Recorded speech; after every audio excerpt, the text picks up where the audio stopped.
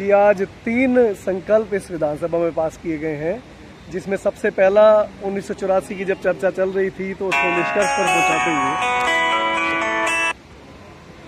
निष्कर्ष पर पहुंचाते हुए कि 34 साल इस कत्लेआम को हो गए, कई पीड़ित परिवारों ने न्याय के इंतजार में ही स्वर्ग सिधार गए। तो यह सदन दिल्ली सरकार को यह निर्देश देता है कि सरकार केंद्र सरकार के ऊपर दबाव बनाए कि वो इन पीड़ित परिवारों को जल्दी से जल्दी न्याय दिलवाने के लिए जो भी उचित कदम उठाए। दूसरा, हर बार सुनने में आता था जी 1984 दंगे, तो दंगे वर्ड बहुत छोटा है इस क्रूर नरसंहार के लिए। सब जानते हैं किस तरीके दिल्ली की सड़कों पर एक एक निर्दोष सिख को भीड़ ने गलों में टायर डालकर, फास्फोरस फेंककर, लोहे की छड़ों से मारकर, जिंदा जलाकर कत्लेआम किया। दंगा वर्ड बहुत छोटा था इसके लिए। तो आज दिल्ली विधानसभा में इसको ऑफिशियली नरसंहार, जिनोसाइड, कत्लेआम करार दिया गया है और आगे से इसी नाम से इस कत्लेआम को यही कहकर संबोधित किया जाएगा। और उसके बाद जब ये कत्लेआम हुआ, 3 दिन नंगा नाच हुआ दिल्ली की सड़कों पर, उसके बाद तब के तत्कालीन प्रधानमंत्री राजीव गांधी, जिन्होंने इसको यह कहकर औचित्य साबित किया, यह कहकर जस्टिफाई किया कि जब कोई बड़ा पेड़ गिरता है तो धरती हिलती है।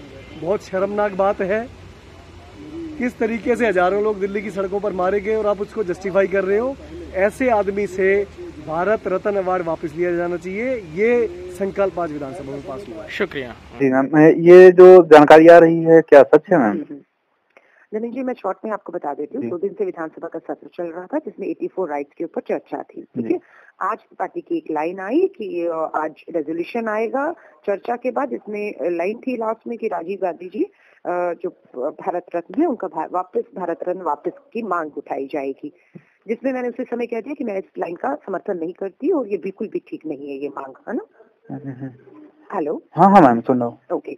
तो उसके बाद जो है उन्होंने कहा ये पार्टी लाइन है, तो सोमनाथ भारती जी को भी वो लाइन दी। सोमनाथ भारती जी ने अपनी स्पीच में इस मांग को उठाया। उसके बाद मेरी स्पीच थी तो मैंने बिल्कुल इससे इनकार कर दिया कि मैं इसको नहीं रखूंगी और मैंने अपनी पूरी स्पीच में इसका जिक्र नहीं किया, जिससे पार्टी को काफी नाराजगी हुई। ठीक है, उसके बाद जरनैल सिंह जी की बारी आई तो जरनैल को भी वो हाथ से जो लिखी लाइन थी वो दी गई और उन्होंने भी उस लाइन को रेजोल्यूशन में पढ़ा।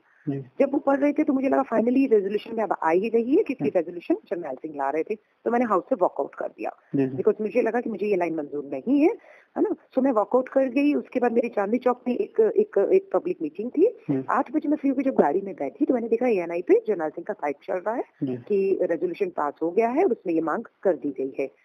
तो भी मुझे यकीन नहीं आया। मैंने सचिव हमारे मुरुगन जी हैं विधानसभा के, उनको कॉल किया, उनसे रिकन्फर्म किया। मुझे लग रहा था कि मेरे विरोध के बाद पार्टी ने वो लाइन हटा दी होगी, मान गए होंगे, बट वो पार्टी की लाइन थी इसलिए बताया गया नहीं हटी है और रेजोल्यूशन पास हो गया है। तो मैंने फिर मुरुगन जी से ऑफिशियल कॉपी मांगी उसकी। उन्होंने व्हाट्सएप पे मुझे वो कॉपी भी दी जिसमें ये ऑफिशियली हुआ है। ठीक है ना। तो उसके बाद जो है मैंने फिर वही था कि उस कॉपी को उतारा कि मैं हाउस में नहीं थी, लेकिन ये रेजोल्यूशन पास हुआ जो मैंने कॉपी रखी। पार्टी का फोन आया कि हम आपकी बात से सहमत हैं और ये गलत हुआ है, हम इसको हटा देंगे, आप अपना ट्वीट हटा दीजिए। मैंने अपना ट्वीट डिलीट कर दिया खुशी के मारे कि भैया ठीक है, इनको समझ आ गई है कि ये मांग जायज नहीं थी। लेकिन उसके बाद आई डोंट नो टीवी के ऊपर समझेगा कि मेरा इस्तीफा मांग लिया गया है। एंड आई एम सरप्राइज कि सोमनाथ भारती जी जिन्होंने कहा इस लाइन को, है ना, उनका भी इस्तीफा है। मैंने नहीं कहा, वॉकआउट करके मेरा भी इस्तीफा है। तो हमारी समझ से बाहर है कि क्या है। तो मैम, तो रेजिग्नेशन आपने दिया तो नहीं है ना? नहीं, मेरे को टीवी से माध्यम से पता लग रहा है, पार्टी प्रवक्ताओं ने उनको खबर किया है कि पार्टी की लाइन ना मानने के उसमें मेरा इस्तीफा मांगा गया। ये मेरे को मीडिया के लोग बता रहे कि हाँ पार्टी ने सामने कहा है। तो कहा है तो सुबह मैं बिल्कुल इस्तीफा दूंगी, उसको स्वीकार करना नहीं करना पार्टी के हाथ में। बट मेरे को नहीं समझ आ रहा मेरी गलती कहाँ है इसमें। पार्टी ने अपनी गलती रियलाइज की और ये ऑन लाइव रिकॉर्ड है, फेसबुक लाइव जा रहा था, वेबसाइट पर है कि अलका रेजोल्यूशन के टाइम वॉकआउट थी, मैं सदन में नहीं थी, मैंने अपनी स्पीच में जिक्र नहीं किया। और मुझे तो खुशी है कि आपने मुझे मेरा ट्वीट डिलीट करने को कहा कि आप उसमें कर रहे हैं किसी तरह भी उसमें बचाव के लिए। जी।